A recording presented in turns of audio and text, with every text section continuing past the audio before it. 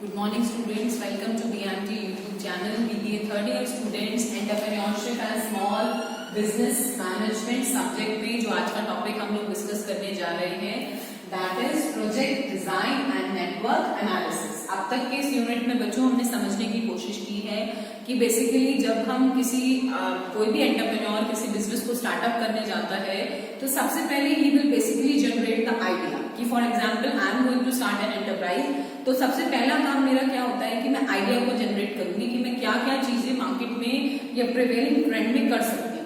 Once I will generate different ideas तो उसके बाद क्या होता है I will try to convert the ideas into reality. ऐसा तो नहीं है कि जो चीजें हमने सोच ली या इमेजिन कर ली तो वो प्रैक्टिकली हो भी सकती है, नहीं भी हो सकती है। तो आपको कोशिश करनी है कि जो भी आइडियाज आपने जनरेट कर रहे हैं उनको प्रैक्टिकली या फिर रियलिटी में कन्वर्ट करने की कोशिश करें। ऐसा होता भी है once you have converted your ideas into reality तो उसके बाद नेक्स्ट स्टेप आपका आता है प्रोजेक्ट को आइडेंटिफाई करना। अलग अलग तरीके के प्रोजेक्ट्स और एंटरप्राइज लोग लेकर आते हैं अलग अलग तरीके से on the basis of their size nature, इस सब तरीके से प्रोजेक्ट्स को क्लासिफाई किया जाता है।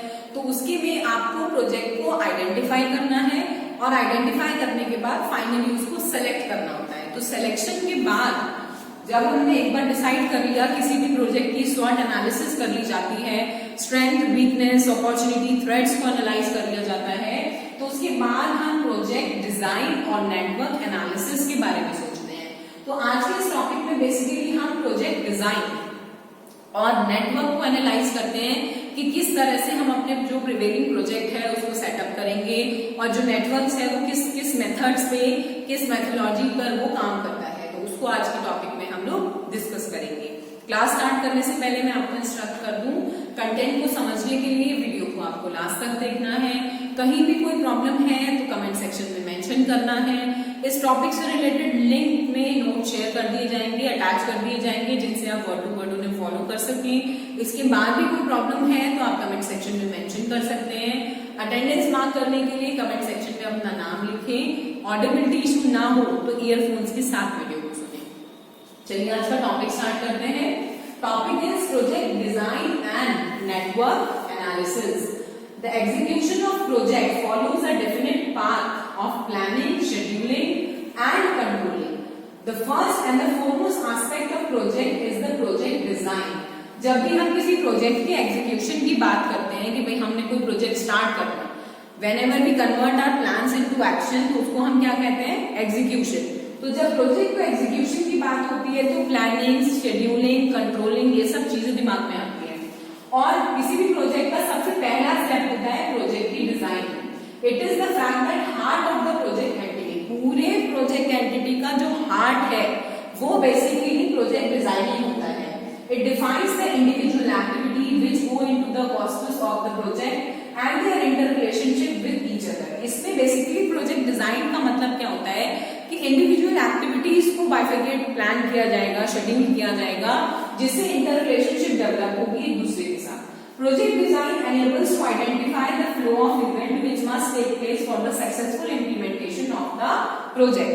प्रोजेक्ट डिजाइन में बेसिकली क्या किया जाता है, अलग अलग जो इवेंट्स जो एक्टिविटीज परफॉर्म होनी है उनका फ्लो चार्ट बनाया जाता है जिससे कि सक्सेसफुली आपका जो प्रोजेक्ट है वो इम्प्लीमेंट हो सके। नेटवर्क टेक्निक्स जो इससे जुड़ी है वो क्या हेल्प करती है, help the management of an organisation in performing this function efficiently and effectively. Project design का मतलब whenever you set up, you schedule, you plan, you control the different activities that are related with the implementation of the project. अब यहाँ पर network का मतलब है कि network techniques help करती है मैनेजमेंट को कि जो भी फंक्शन एक प्रोजेक्ट एक्टिविटीज प्रोजेक्ट के अंदर परफॉर्म होने जा रही है वो एफिशिएंटली और इफेक्टिव तरीके से परफॉर्म हो पाए। अगर प्लानिंग, शेड्यूलिंग, कंट्रोलिंग अच्छे से नहीं सेटअप हो पाएंगी, उनके लिए कोई प्रॉपर नेटवर्क टेक्निक नहीं बनाई जाएगी तो आप अपने प्रोजेक्ट को अच्छी तरीके से इम्प्लीमेंट नहीं कर पाएंगे। ठीक है, अब बात करते हैं नेटवर्क की। Network comprises of set of exponents connected with each other in a sequential relationship with each step in the completion of the project. Network basically एक सेट ऑफ एक्सपोनेंट्स होते हैं जो एक दूसरे के साथ लिंक होते हैं। नेटवर्क का आपका मतलब आप इमेजिन करिए यहाँ से यहाँ लोगों से कनेक्ट करने के लिए नेटवर्क एक सेट ऑफ एक्सपोनेंट्स होता है जो बेसिकली कनेक्ट ईच अदर एक सीक्वेंशियल रिलेशनशिप होती है, एक काम फिर उससे दूसरा काम रिलेट, फिर तीसरा काम रिलेट। तो सीक्वेंशियल रिलेशनशिप है जब तक आपका प्रोजेक्ट कनेक्ट नहीं होता। जैसे फॉर एग्जांपल हम लोग कॉल करते हैं तो नेटवर्क के बेसिस पर कॉल कनेक्ट होती है, नेटवर्क अच्छा नहीं है तो कॉल कनेक्ट नहीं हो पाएगी। नेटवर्क एक सीक्वेंशियल एक्सपोनेंट्स का सेट ऑफ होता है जो बेसिकली आपके प्रोजेक्ट्स तक जुड़ा रहता है। By the apart analysis is a system. अब हम बात करते हैं नेटवर्क एनालिसिस की। Network analysis is a system which plan both large and small project analysing the project activity. Network analysis का मतलब होता है बेसिकली ऐसा सिस्टम जो प्लान करता है छोटे बड़े सभी तरह के प्रोजेक्ट्स की एक्टिविटीज का। Projects are breaking down into simpler activities which are arranged in the logical sequence. Network analysis में चाहे बड़ा प्रोजेक्ट हो या छोटा प्रोजेक्ट हो, बेसिकली प्रोजेक्ट से रिलेटेड एक्टिविटी को बाइफरकेट कर दिया जाता है, डिवाइड कर दिया जाता है छोटे छोटे स्लॉट्स में एक सीक्वेंशियल तरीके से कि अगर कोई एक्टिविटी परफॉर्म होनी है तो पहले क्या काम होना है, उसके बाद क्या काम होगा, उसके बाद क्या काम होगा। तो ये सब चीजों में वो सीक्वेंशियल तरीके से उसको बाइफरकेट करता है। It also decide which task to be perform simultaneously with sequentially. ये भी बताता है कौन सी टास्क कब होनी है और किस टास्क के साथ साइमल्टेनियसली कंटिन्यू करने हैं। सीक्वेंसली और साइमल्टेनियस टास्क को भी परफॉर्म करने में हेल्प करता है।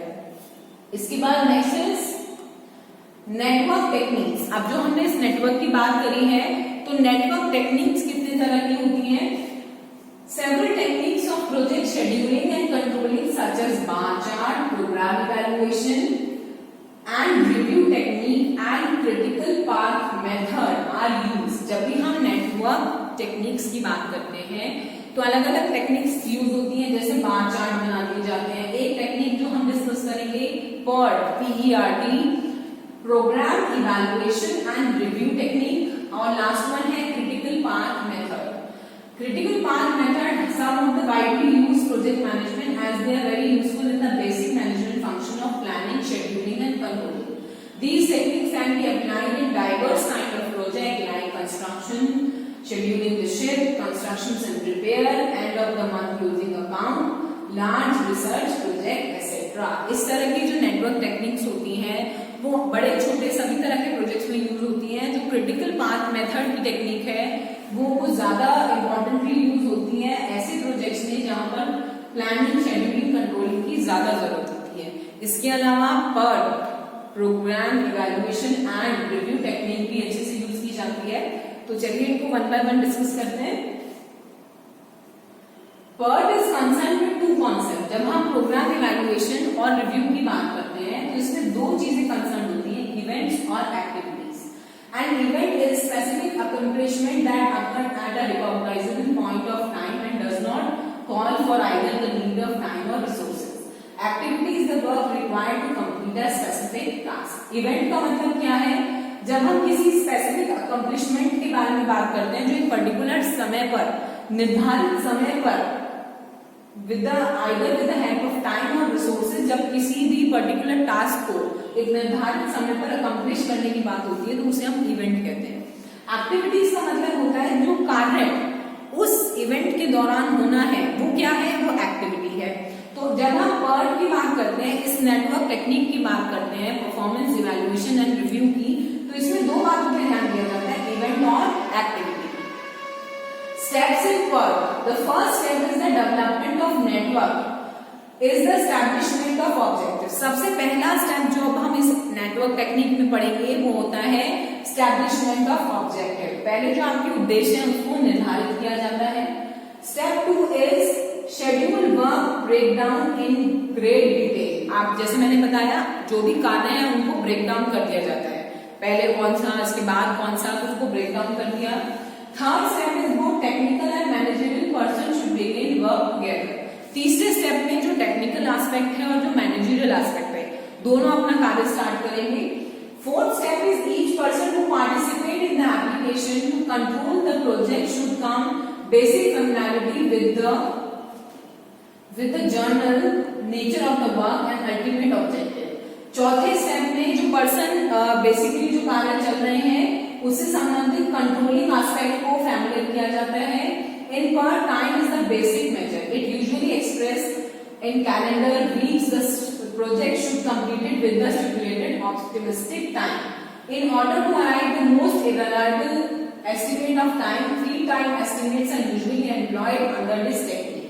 Basically जो PERT प्रोग्राम इवैल्यूएशन और रिव्यू होता है वो टाइम से संबंधित होता है, समय निर्धारित इसमें किया जाता है इवेंट और एक्टिविटीज का, और बेसिकली वो 3 तरह के जो टाइम से रिलेटेड टेक्निक्स है, optimistic time, pessimistic time and the most likely time, इस तरह से 3 तरह के समय को इसमें बांट दिया गया है। Optimistic is the shortest time possible if everything goes perfectly with no complication. Optimistic आशावादी की जो सबसे बेहतर अच्छा समय इसके लिए हो सकता है उसे ऑप्टिमिस्टिक समय कहते हैं, जिसमें कम से कम पॉसिबल टाइम में विदाउट एनी कॉम्प्लिकेशन आपका जो काम है ऑप्टिमम लेवल पर कंप्लीट हो रहा है। पेसिमिस्टिक इज लॉन्गेस्ट टाइम, जो सबसे ज्यादा समय लग पा रहा है, अनयूजुअल डिले हो रहे हैं, जो चीजें नहीं होनी चाहिए वो भी हो रही हैं, तो वो पेसिमिस्टिक टाइम कहलाता है। Most likely time is the best estimated of what normally would occur. The difference in these 3 times gives a measure of uncertainty involved in an activity. तो इन 3 समय के आधार पर हम अनसर्टेनिटी और आपकी जो कार्य से संबंधित प्रोडक्टिविटी है वो निर्धारित कर सकते हैं, उनका रिव्यू कर सकते हैं। तो इस टेक्निक को कहते हैं programme evaluation and review. I hope आप इसको समझ पाए हैं। इसके बाद इसके एडवांटेज क्या होते हैं? Management, the ability to plan the best possible use of resources. अगर हमें पता चल जाएगा किस कार्य में ऑप्टिमिस्टिक टाइम या फिर मोस्ट लाइकली टाइम से हो रहा है, तो हम अपने रिसोर्सेज को पॉसिबल तरीके से, ऑप्टिमम तरीके से यूज कर सकते हैं। It helps the management to handle the uncertainties. It help to actively control the project, updating and revising. समय समय पर जो प्रोजेक्ट है वो अपडेट भी हो सकते हैं और रिवाइज भी कर लिया जाता है। इसकी लिमिटेशंस क्या होती हैं? It come in the way of time estimation for the completion of activities because of activities non repeated, क्योंकि एक्टिविटीज जब नॉन रिपीटेड होती है तो टाइम को मैनेज करना मुश्किल हो जाता है। It does not consider resources at various stage, सब जगह रिसोर्सेज ही एनालाइज नहीं होते हैं। तीसरी लिमिटेशन है this technique active control requires updating calculation, जो भी प्रॉब्लम कर सकती है और कॉस्टली भी बहुत होती है कैलकुलेट करना। ठीक है, नेक्स्ट जो मैंने आपको बताया सीपीएम, क्रिटिकल पाथ मेथड, ये 1956 में डेवलप हुआ था यूएस कंपनी में with the periodic overhauling and maintenance of chemical plant. वहां पर एक केमिकल प्लांट की ओवरहॉलिंग और मेंटेनेंस के द्वारा इस मेथड, इस नेटवर्क की आइडेंटिफिकेशन हुई। और ये क्या बेसिकली फोकस करता है? CPM operates on the assumption that there is a precise known time that each activity in the project will take. As per the CPM technique, CPM ये कहता है कि हर एक एक्टिविटी को कंप्लीट करने के लिए, पूरा करने के लिए एक निर्धारित समय तय होना चाहिए, तय होता है कि इस समय के अंदर ये एक्टिविटी हो ही जाएगी, प्रिसाइज नोन टाइम होता है उसका। इसके एडवांटेज क्या होते हैं? Besides being applicable to schedule large and small project, it helps in time scheduling, control by the management, detailing, planning proper हो सकती है, standard method of communicating the plans। तो ये बेसिकली इसके बेनिफिट्स होते हैं कि आपका प्रिसाइज नोन टाइम पहले से सेट किया जाता है, शेड्यूलिंग, प्लानिंग, कंट्रोलिंग आसानी से हो सकती है, तो ये इसके फायदे होते हैं। इसकी लिमिटेशंस की अगर हम बात करें तो सीपीएम बेसिकली स्टैटिस्टिकल एनालिसिस करने में उतना इफेक्टिव नहीं होता है, and it basically it operates the assumption that there is a precise known time each activity. ये बेसिकली अजम्पशन होता है कि भाई इतना निर्धारित समय लगेगा, तो वो कोई डिसाइडेड नहीं होता है, it is assumed only. It is difficult to use CPM as controlling device for simple reason that must repeat the entire evaluation. तो बेसिकली इसको रिपीटेडली यूज करना भी पॉसिबल नहीं हो पाता है, तो ये इसकी कुछ लिमिटेशंस हैं।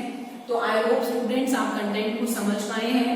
यहाँ पर आज के इस टॉपिक में हमने बहुत सिंपल पॉइंट्स को डिस्कस किया है कि भाई प्रोजेक्ट्स डिजाइन क्या होता है और नेटवर्क एनालिसिस किसे कहते हैं। जब एक बार प्रोजेक्ट आइडेंटिफाई कर लिया जाता है तो प्रोजेक्ट को डिजाइन करने का मतलब होता है किस तरह की एक्टिविटीज, इवेंट्स उसमें होंगी, उसको जब हम प्लान करते हैं, शेड्यूल करते हैं, उसको डिजाइनिंग कहते हैं, प्रोजेक्ट डिजाइनिंग। अब जब एक्टिविटी शेड्यूलिंग और कंट्रोलिंग की बात आती है तो नेटवर्क टेक्निक्स को यूज किया जाता है, जिससे कि आप अपनी एक्टिविटीज को निर्धारित समय पर सही तरीके से ऑप्टिमम यूटिलाइजेशन ऑफ रिसोर्सेज के साथ उन एक्टिविटीज को कंडक्ट कर पाए। अलग अलग तरीके की नेटवर्क्स यूज होते हैं, टेक्निक्स यूज होती हैं, जैसे मैंने बताया परफॉर्मेंस इवैल्यूएशन एंड रिव्यू। इसके अलावा प्रोग्राम इवैल्यूएशन के बाद सीपीएम मेथड्स भी होते हैं, तो वो आज की इस क्लास में हमने डिस्कस किए हैं। तो आई होप कंटेंट आप आसानी से समझ पाएंगे। कहीं भी कोई प्रॉब्लम है तो आप कमेंट सेक्शन में मेंशन कर सकते हैं। बेसिक सिंपल टॉपिक है जो मैंने आपको शॉर्टेस्ट तरीके से समझाने की कोशिश की है कि प्रोजेक्ट डिजाइन क्या होता है, नेटवर्क एनालिसिस किसे कहते हैं, कितनी तरह की नेटवर्क टेक्निक्स होती हैं। आप वर्ड टू वर्ड इसको नोट्स के लिंक के साथ शेयर कर देंगे जिससे कि आप इन्हें फॉलो कर सकें। आई होप कंटेंट आप इजीली समझ पाएंगे। Thank you class.